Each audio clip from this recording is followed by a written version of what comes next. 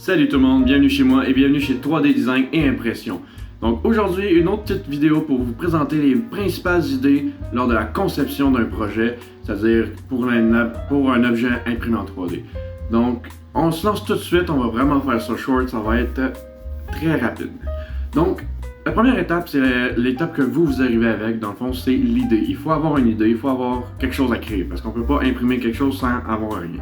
Donc, que ce soit un support pour écouteur, un support pour manette, une pièce personnalisée parce que vous avez besoin de ranger tel item, ou vous voulez juste, peu importe les projets, il faut une idée. Il faut savoir c'est quoi, il faut avoir les références, les mesures de l'environnement, quelle grosseur qu'on veut ça, etc. Il faut avoir l'idée et les données concrètes pour réussir à reproduire.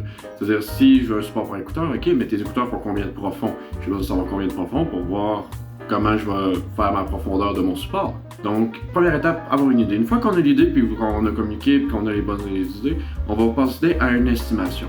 Donc, l'estimation, c'est simple, c'est je vais regarder combien de temps je pense que ça va prendre, combien de temps que ça va prendre l'impression, combien de filaments ça va prendre.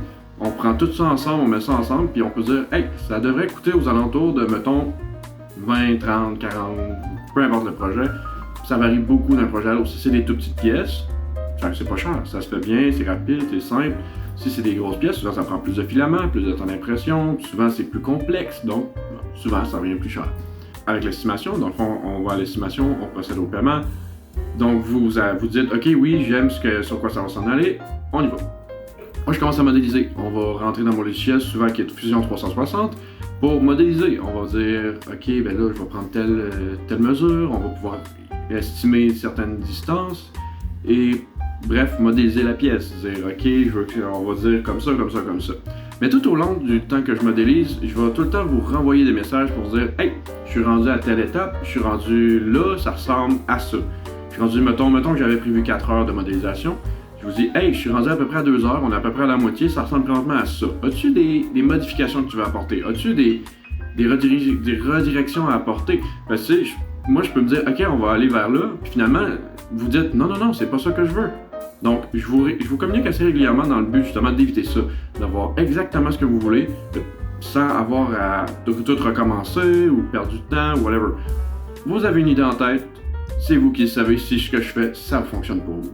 Donc, je vous envoie des images du projet, de la modélisation en 3D, puis vous me dites, hey, c'est exactement ça que je veux, ou hey, ça, je le grossirai un peu, ou ça, finalement, je prendrai une plus grosse curve, n'importe quoi. Vous me dites, moi, je suis comme, hey, parfait, moi, j'aime ça savoir ce que vous voulez, parce que comme ça, je sais que ce que je fais, c'est exactement ce que vous attendez. Donc, tout le long, on a les petits ajustements. Puis quand c'est fini, vous dites, hey, c'est parfait, imprime-moi ça. Ben, on passe à l'impression. Donc, pour imprimer avant, par exemple, il faut slicer le modèle. C'est-à-dire, il faut le prendre et dire à la machine comment l'imprimer. Donc, on va prendre un autre logiciel. Moi, présentement, j'utilise Prusa. Je vais Prusa Slicer. Je vais probablement changer bientôt pour Cura, retourner sur Cura pour quelques petites raisons, pour des ajustements et tout le kit. Je vais faire des tests là-dessus. Mais on va dans le slicer puis on dit ok, ben je veux telle définition, je veux que ça aille comme ça, est-ce que ça a besoin de support, ça a-tu besoin d'être supporté, dans quel sens on va l'imprimer? Parce que le sens d'impression a une grosse importance pour tout dépendant de la force qui va être exercée sur la pièce. Une fois le découpage est fait, on lance l'impression, la machine fait ses trucs, moi je vérifie les premiers layers, ça va dire hey, ça a l'air de bien fonctionner, il n'y a pas d'erreur, il n'y a pas de problème, les dimensions ont l'air bonnes. Je regarde, puis là, ok, c'est bon, on continue l'impression, ou sinon je reprends le tir, je fais des réajustements.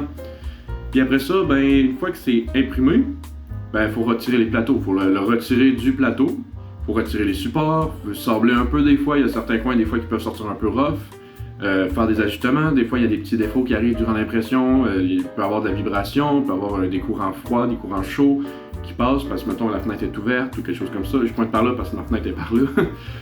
C'est ça, fait qu'on va corriger ça, on va remplir les trous s'il y en a à remplir des fois, mais souvent c'est plus un petit coup de sablage, venir faire ajuster ça comme du monde. Et s'il y a de la peinture, des fois il y a certains projets qui vous me dites hey, je veux ça, peinture-moi ça pour que ce soit noir mat, ça peut se faire. Fait que tout ça se fait dans le post-processing. Une fois que c'est fait, ben c'est fini, la pièce est là, je vous dis hey c'est terminé, vous pouvez venir passer sur rendez-vous si vous voulez venir le chercher. Sinon vous me dites hey si ça a été conclu au début que c'était un shipping, puis vous avez payé pour le shipping, ben moi je procède, j'emballe, protège tout ça, puis je vous l'envoie par le moyen choisi. Puis durant tout le projet, j'aime bien pouvoir prendre quelques photos. Dans le fond, avant, après, et même des fois, ça arrive souvent que je vais imprimer quelque chose en blanc, parce que vous voulez le repeindre vous-même par la suite, ce qui, en même temps, vous économise des coûts, puis en même temps, ça peut être un fun petit projet à faire. J'aime ça vraiment recevoir des photos, pouvoir les publier, dire hey, regardez ce que j'ai fait pour que d'autres mondes puissent découvrir ce qui est possible avec le monde de l'impression 3D. Parce je peux pas tout imaginer ce qui est créable, ce qui est possible d'imprimer parce que c'est fou. Le monde peut m'arriver et dire hey, j'aimerais ça que tu me fasses ça, puis je serais comme hey, j'ai jamais pensé à ça. Comme là, je suis en train de travailler sur un petit bonhomme de neige, j'ai jamais pensé à faire ça. Mais ma mère qui m'a parlé hey, ce serait fun, tu peux se faire des petites décorations de Noël. Je suis comme, hey, j'ai pas pensé à ça. Je suis en train de travailler là-dessus.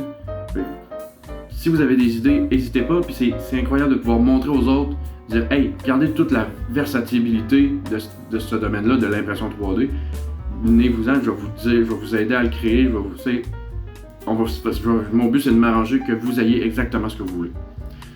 Donc, c'était ça en gros. Aujourd'hui, c'était juste ça, de dire à peu près c'est quoi les étapes de l'impression 3D. Parce que c'est pas juste. Oui, tu peux trouver un modèle en ligne, mais dans ce moment-là, on part direct après la création du modèle de la modélisation. On part à découpage, testing, post-processing, tout le kit. Fait que c'est plus complexe que ça en a l'air. Donc, vous avez un bon détail de c'est quoi faire. Donc, merci d'avoir écouté cette vidéo. J'espère que ça vous a été utile pour en comprendre un peu plus sur l'impression 3D, sur ce qui se passe en arrière-plan. Parce que vous autres, vous arrivez, vous dites « Hey, je veux ça, blablabla, petit commentaire. » Bam! Vous avez une pièce après. Mais il y a beaucoup plus que... C'est beaucoup d'étapes et beaucoup de travail souvent. Donc, je vous souhaite une excellente soirée ou une excellente journée, tout dépendant où ce que vous êtes. N'hésitez pas à venir passer sur le site web, à passer sur les plateformes aussi pour voir ce qui est possible, venir m'écrire si vous voulez passer une commande ou avoir juste une estimation. Les estimations sont gratuites. Donc, je vous souhaite une excellente soirée et on se voit la semaine prochaine pour une autre vidéo.